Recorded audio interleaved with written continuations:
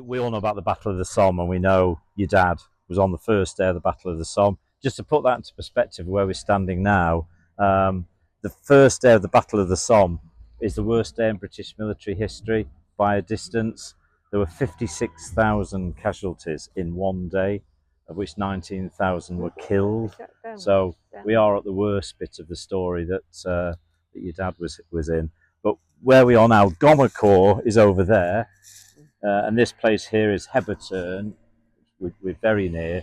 We're standing here because this is where he started. The Queen's Westminster started from here, and Gommecourt. There's a 21-mile line heading south, which was the Somme battle.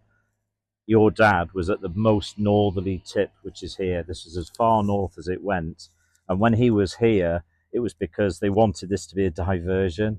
So the main attacks were going all the way down that way, and your dad was here as part of the diversion. And the horrible thing about that was that they deliberately, over the weeks preceding the battle, wanted the Germans to know that your dad was here and the British were here, and because they wanted to pour German troops here and away from where some of the fighting was. The truth is, the Germans that came here in numbers didn't come from down there, they came from over there, so they didn't reduce how many were going to be that side here. So where we're looking now in these fields are where they assembled. So all of this area would have felt, if I say safe, the German front line, that road here is the one we've just driven down. The other side of that road is where the Germans were, and we were on this side of the road. So the battle plan for your dad was to come through here up to this road, and we'll go up there, and it's by that cemetery that we passed, and then head up to where you can see that other cemetery in the distance. You can see the houses here. The plan was for the Queen's Westminsters to be the other side of those houses, and he was in the 56th Division here. The 46th Division were the other side of Gommecourt, and the idea was they were going to meet successfully and then take Gommecourt and push the Germans back over here, and it was a failure. They didn't get beyond this road here. A few men did and got massacred, and the numbers around here, we'll do that story when we get to the top there, where we'll be where the trenches were. So yeah, the reason we're stopping here is this is where he started. So this infamous day in British military history, Thomas is here.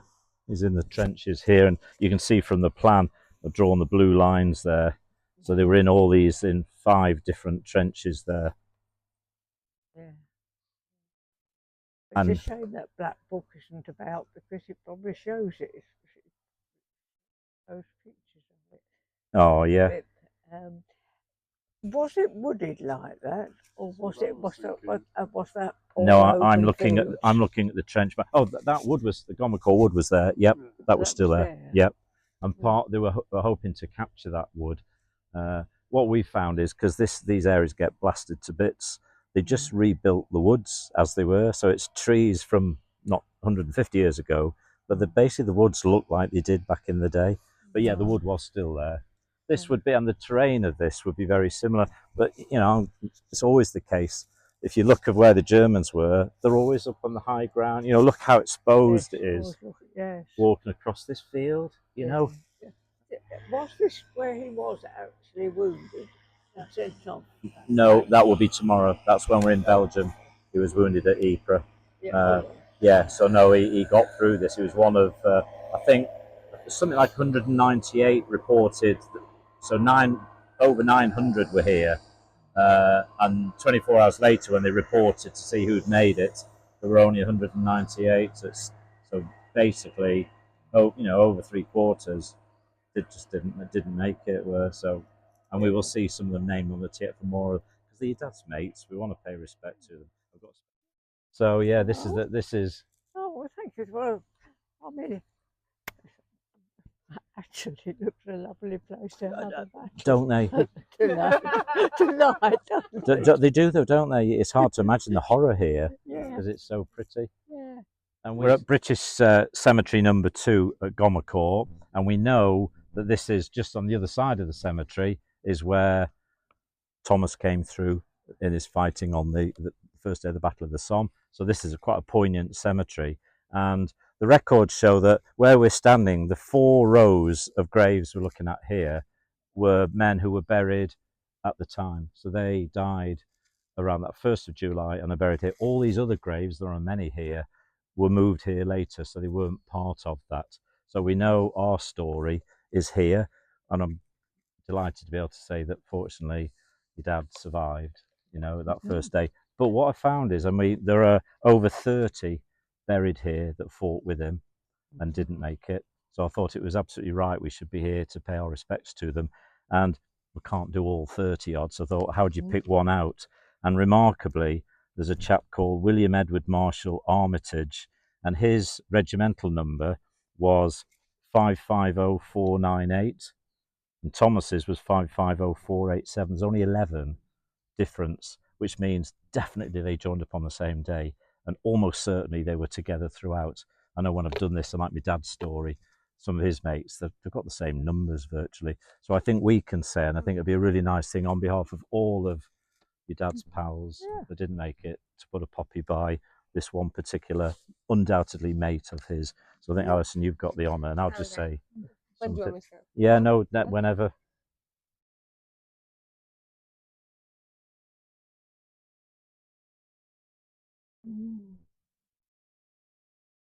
They shall grow not old, as we that are left grow old. Age shall not weary them, nor the years condemn. At the going down of the sun, and in the morning, we will remember them. We will remember them. Oh.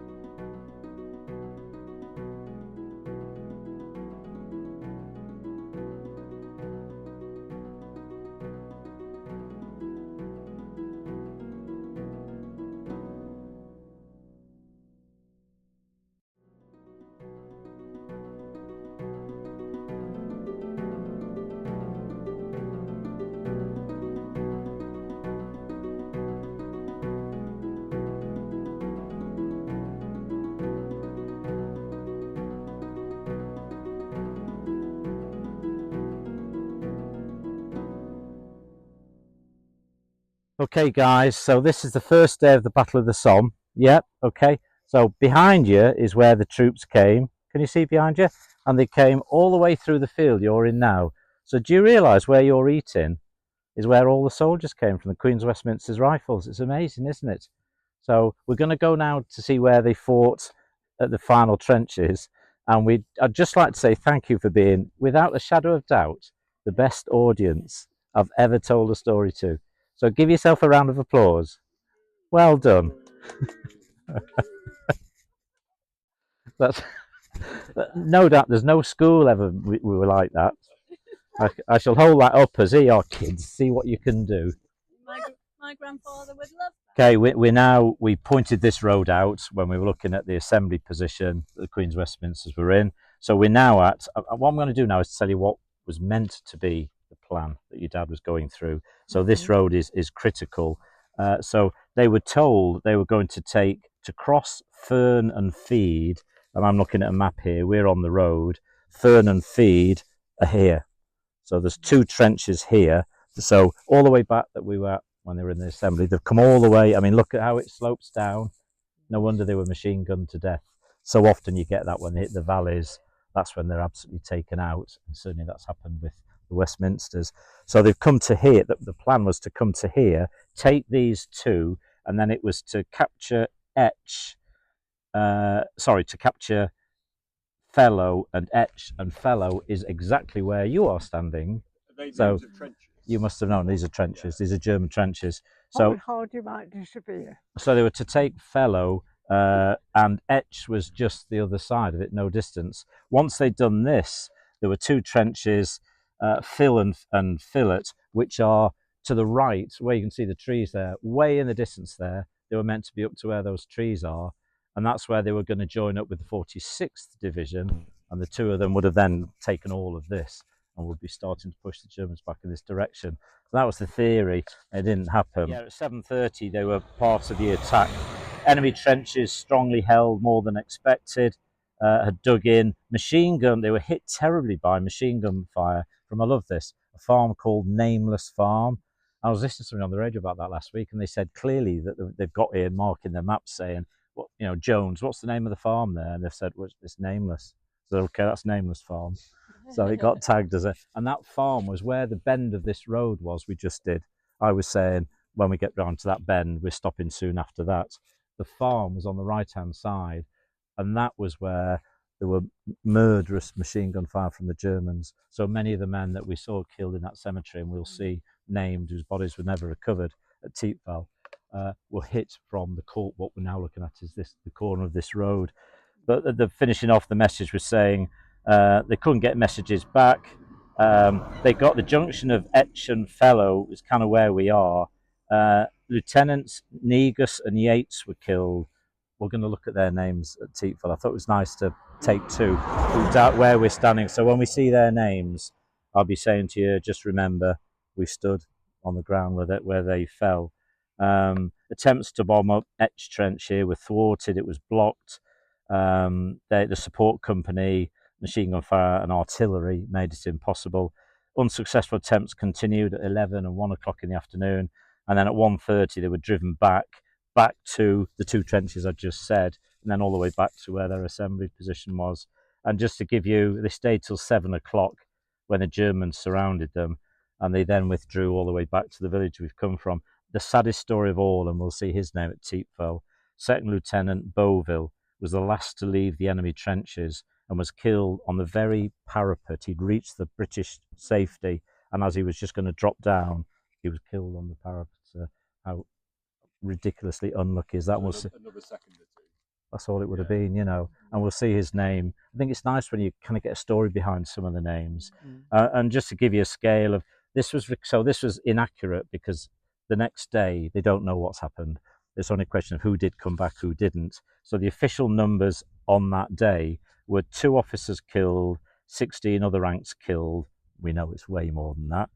9 officers and 224 other ranks wounded, and 9 officers and 241 other ranks missing. 501 casualties, and there were just over 900 in the battalion. So 5 out of 9, you had a 5 in 9 chance you would be a casualty. And we know those missing, where it says 241 missing, there are masses of them, over 100 named at Thiepval, whose bodies were never recovered, because the men killed here, the bodies are just left here. You know, that they stay in the new no man's land, and it, you know, sadly there's never a resting place for them.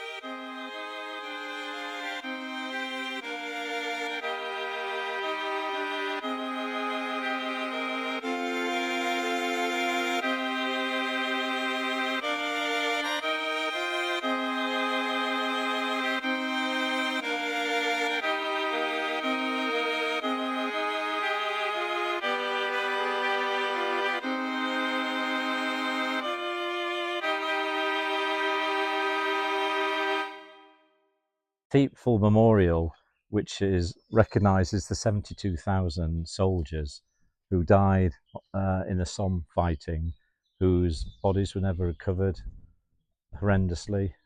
So we're here to pay honour, but we're here particularly to honour the Queen's Westminster Rifles, and over 100 that died on the 1st of July are named on here. But we did the story at Gomacore of 3 in particular, and if we look, fortunately they're at the bottom of this wall.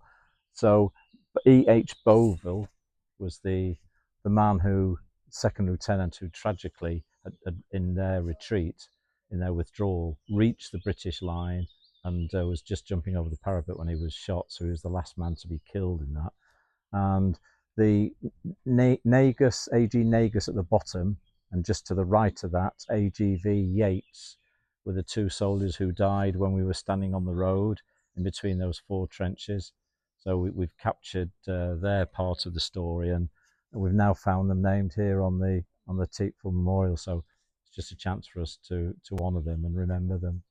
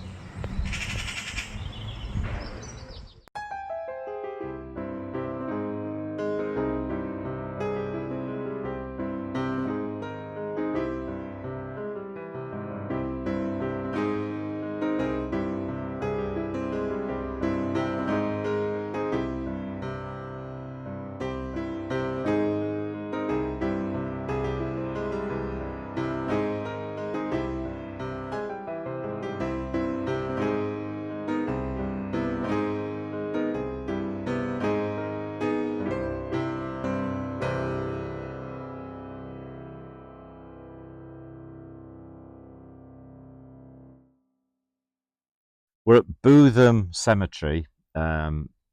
This is now the 14th of April, when Thomas was involved in the Battle of Arras. The battle had started on the 9th. The Queen's Westminsters only started on the 14th. And where we're standing at a really unusual cemetery, just the way the graves are lined up side by side. This was where they started from. So where we're looking now is where the Westminsters were attacking. So the direction over there's a little village called Chertsey. I think we drove this way up the hill. Well, that was where our soldiers were heading down there. And they started at a place, keep coming around, Jeff, at a place called One Core Tower. And that was there's no tower now. It was actually destroyed the day before the battle started.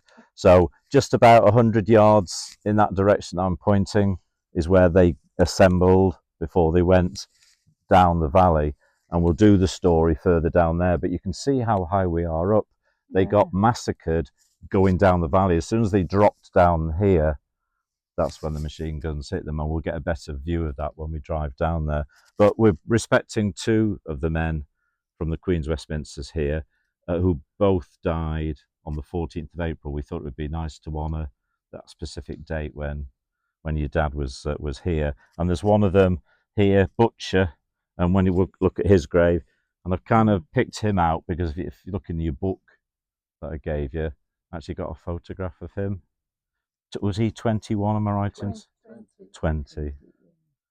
So in a way, we're doing this to remembering one, but in a way it's remembering all your dad's mates. He's just one of them. So go on, I'm going to finish as I did yesterday.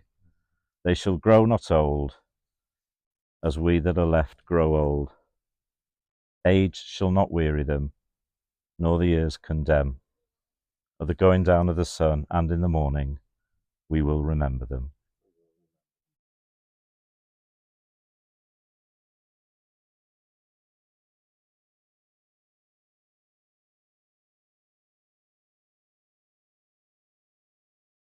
We're at the second grave here at Bootham Cemetery. So again, it's Queen's Westminster's rifles, but we've chosen this one to place a poppy because his regimental number is about 100 away from your dad's.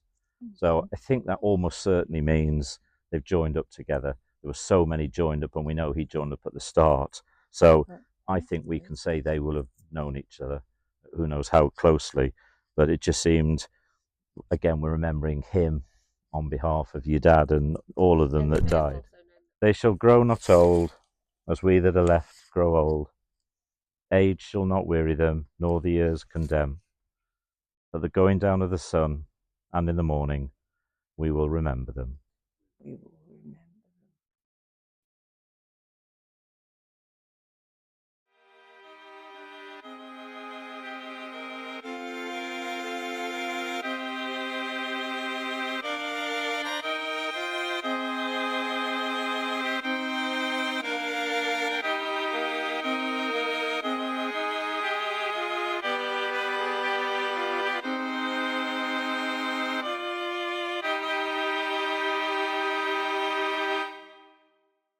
This is my second class who are here. I hope you're as well behaved as they were yesterday, so you're listening to me.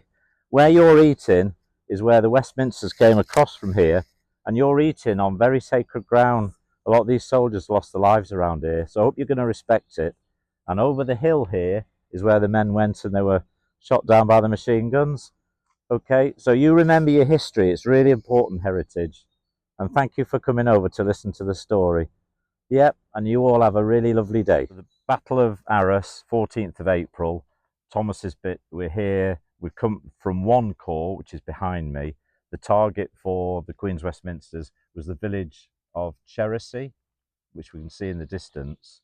And we've come from, so over my shoulder, we've just driven from here, where we were at the cemetery, and just to the side of the cemetery was one court tower. To your left. So that's where they started, and we know early in the morning they came over that rise there, and it was a big valley that we'll walk down. But if you look on the map here, if you can see here, Chertsey, the village of Chertsey is here. The red are the trenches, the German trenches. So the German trenches were this side of Chertsey, and these blue trenches were the British ones. So actually your dad is coming over open ground there and then going over British trenches to then get to the German trenches. They didn't get that far because just before the village is where the German machine gunners were. And I'll just read a bit out. It says... So where do you think the river is here then? Is at the other side of the village. Oh, is it? Yeah, that was the target, was the river. But I'm just going to read some of the notes they got, gives you an idea of it all. It said one court tower had been destroyed, and they started from there. They were... hang on, let's get the...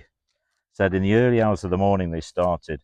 Your dad and the men had only had 1 hour's sleep per night for 3 days, so they were shattered before they even started.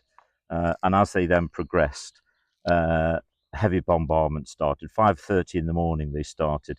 Said it was a beautiful morning. So I think we're in the right weather to compare. The men went forward with confidence, but as soon as they went over the ridge into the valley, they were hit by murderous machine gun fire. We can start walking down because this is the route they were taking. So they were hit by machine guns here. The first two companies, it says, were virtually wiped out.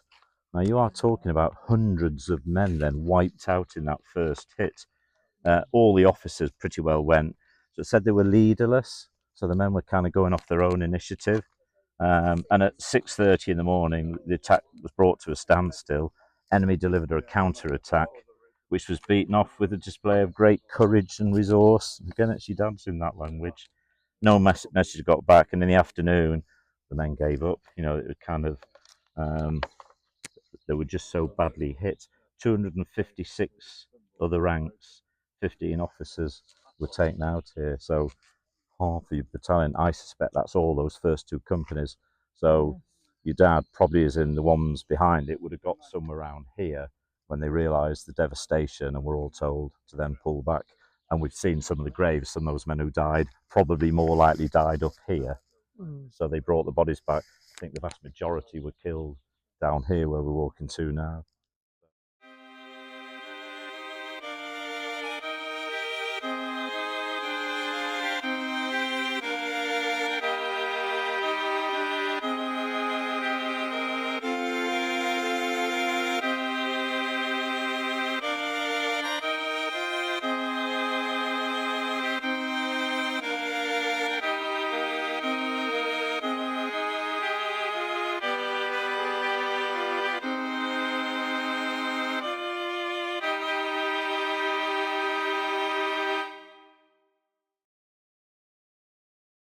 There's an outside chance that I may come across somewhat knowledgeable here, but we've got a real expert, Chris, just off camera. So my great-granddad, Bernard Melia, he was in the Machine Gun Corps. He was, where you see those two trees just over there, he was just on the right-hand side of there. He was brought in with his other machine gunners to support the Argyll and Sutherland platoon. They were working their way from those trees over this way to try and gain some ground over there. Ultimately, they got so far down the way to what is now a main road, and they were just met with too much force to carry on progressing. So, like we've seen a few times today already, they ended up retreating. The resistance was just too strong for them to make any ground. So I'm going to read some things off here as well. So Bernard was in the 152nd Machine Gun Company. He was actually wounded here on that day, so it was the first day of the Battle of Arras. He was shot in the leg. He was supporting the 8th Battalion of the Argyll and Sutherland Regiment, and they lost 11 men that day, and they're just buried down here. So we're going to go in and see those graves in a minute as well. And yeah, here we are to just remember them and honour them, and yeah, think that my great granddad fought alongside them, and they weren't fortunate enough to make it out. So I'm going to leave this up here for now, and yeah, make our way over to the graves. So thank you to all of them who are involved.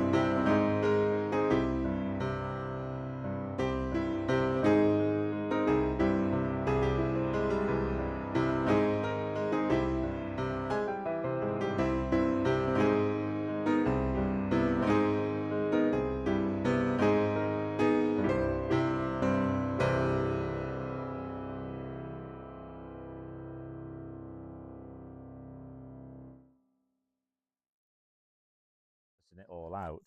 So we know we've got on our map here, we can see the red is the German trench line and the blue is the British trench line.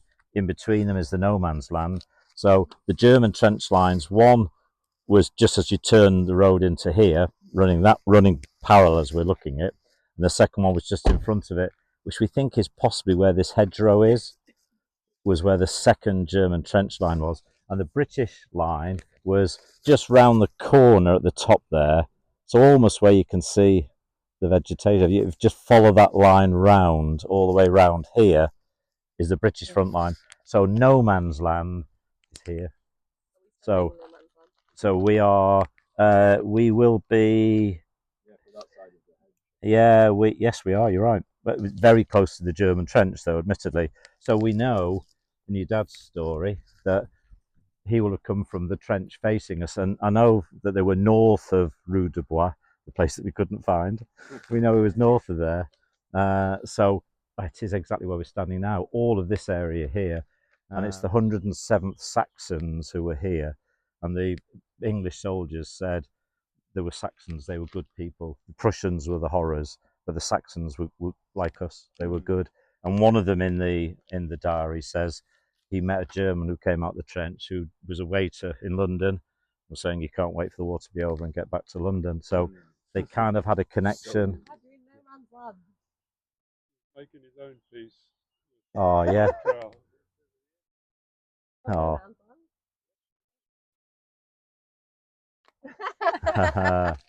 As long as it's not got ammunition in it. Yeah. It's morale. If they're fraternising with the enemy, then they're obviously. Yeah, and you read the days after, Making lots of the friends. diaries are saying the commanders were very hot on it, and they even recorded in the diary, yeah. there was no fraternisation today. I made sure of it, you know, they were really hard on it, you know, because when you think about it, the last thing they wanted to do is like your enemy, because how are you going to carry out the orders if you like them? They must have had to, because we keep saying this, it's like normal human beings, right? Doing horrible things, but normal human beings, and they must have had to think of the opponent not really as humans, just Absolutely. as the enemy as the others. And then when you have a moment like that, where it's like, okay, they're just like me. They demonise them. Yeah. This is the place where peace was found. This is the moon, shining bright. That lit up the place where peace was found. These are the soldiers watching by night. Under the moon shining bright. That lit up the place where peace was found. This is Carl and his best friend Lars, who sang Silent Night under the stars to enemy soldiers watching by night. Under the moon shining bright. That lit up the place where peace was found. This is Ray and his best friend Ben, two soldiers who listened when Carl stood up with his friend Lars and sang Silent Night under the stars to enemy soldiers watching by night. Under the moon shining bright. That lit up the place where peace was found. These are the men who held out a hand, a sign of peace in no man's land. Two men like Ray and his friend Ben, two soldiers who were listening when Charles stood up with his friend Lars and sang Silent Night under the stars. Two enemy soldiers watching by night. Under the moon shining bright. That lit up the place where peace was found.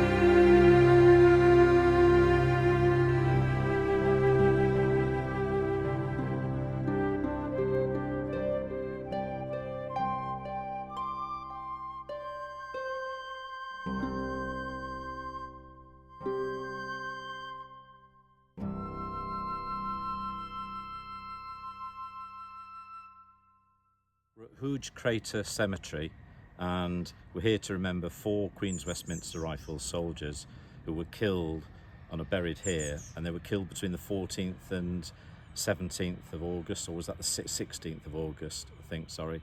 And those were the period of days where the fighting was heavy for the Queen's Westminsters, and it's when Thomas was wounded and it was the end of his war.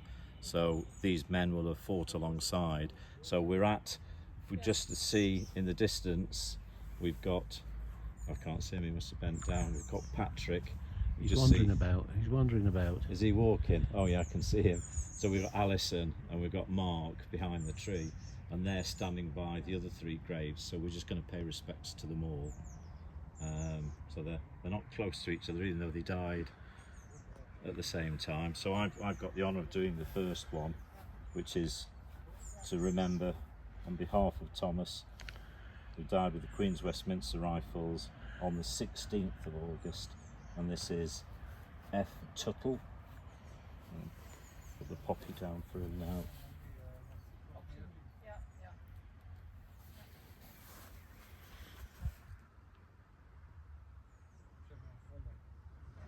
Okay.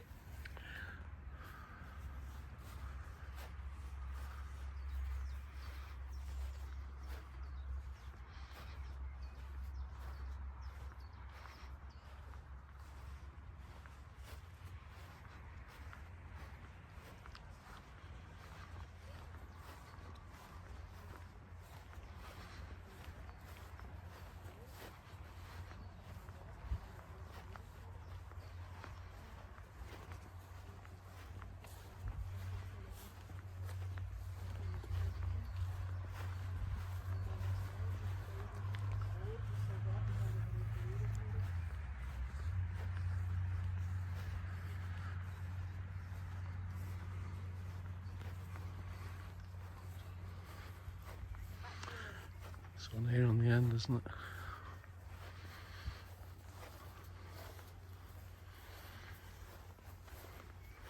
Who's your soldier, Patrick? So this is C.H. Eastman, Queen's Westminsters. So just 16th of August. He was aged 26. We've got a little bit down at the bottom here as well.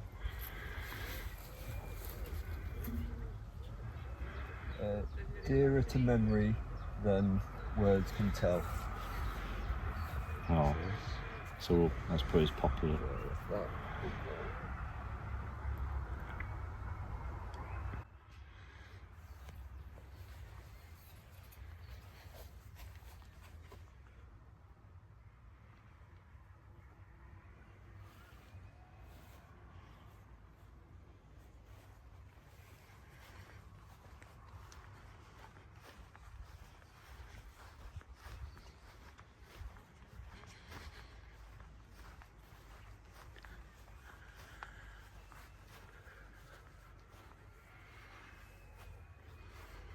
Hello, whose is yours then, Alison? It's Mr. Kirkton, and he died on the 16th of August 1917.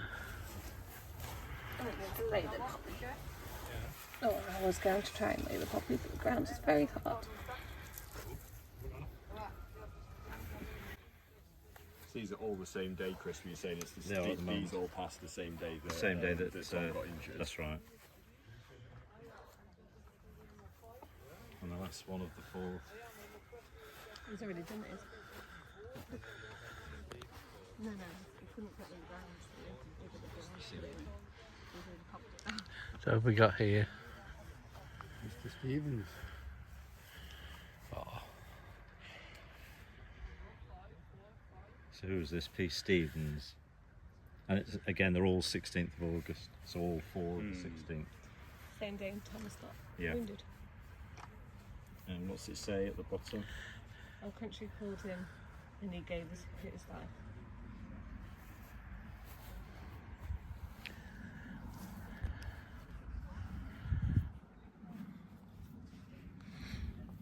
They shall grow not old, as we that are left grow old. Age shall not weary them, nor the years condemn. At the going down of the sun, and in the morning, we will remember them. we will remember them.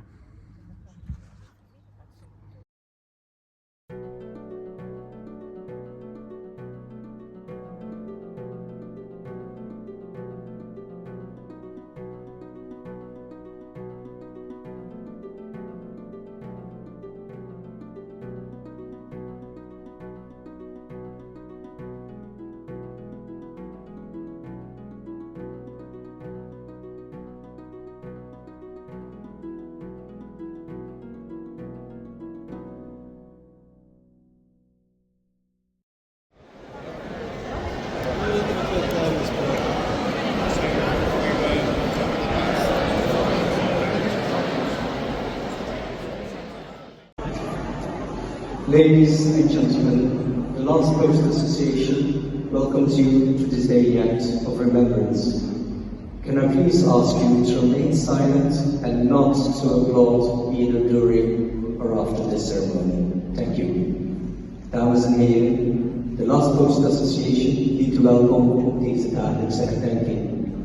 Mag ik u vriendelijk vragen de stilte te bewaren en niet te applaudisseren tijdens of na deze plechtigheid. Dank u.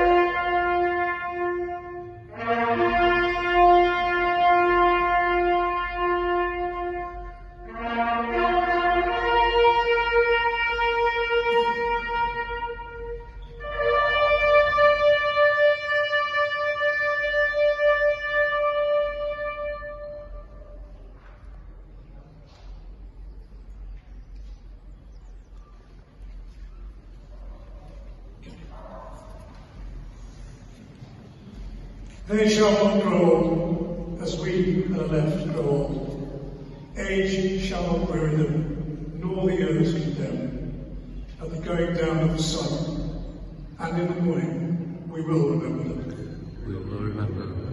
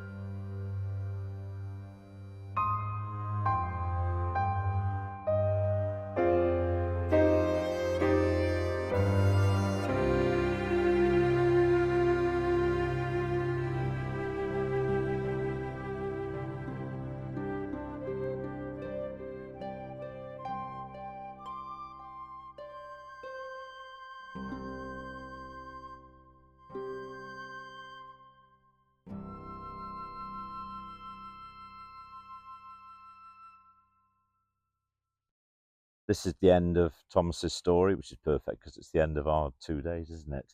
And we're standing at what was Jargon Trench. So this road down here was Jargon Trench. So Thomas would have gathered here. So they've come from where we were yesterday by the cafe. He's come all the way through there, through the fields on the other side as we look in the Menin Road, come all the way up the incline. That drive, you probably notice how much of a climb it was, how hard it was for the men. The Germans, as often is the case, were on the high ground. So they've crossed Menin Road. Menin Road is just down here.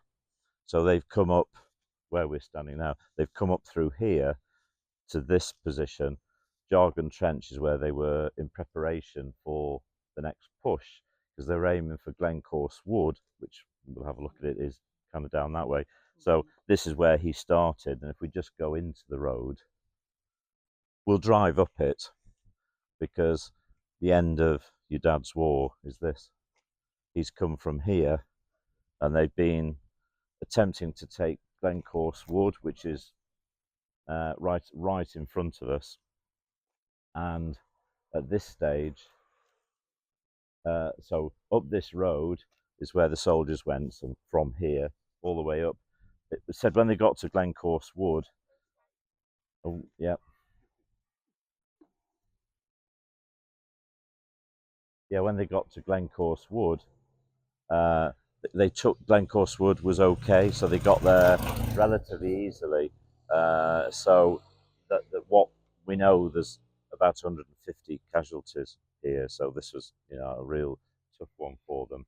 We know your dad got wounded in that. We'll drive up it, but they get to the wood in front of us fine, and Polygon Wood is the one beyond that. And that once they got to Polygon Wood, which is up here, we're here. Once they got to Polygon Wood, that's where they were hit by the usual same thing, and machine guns.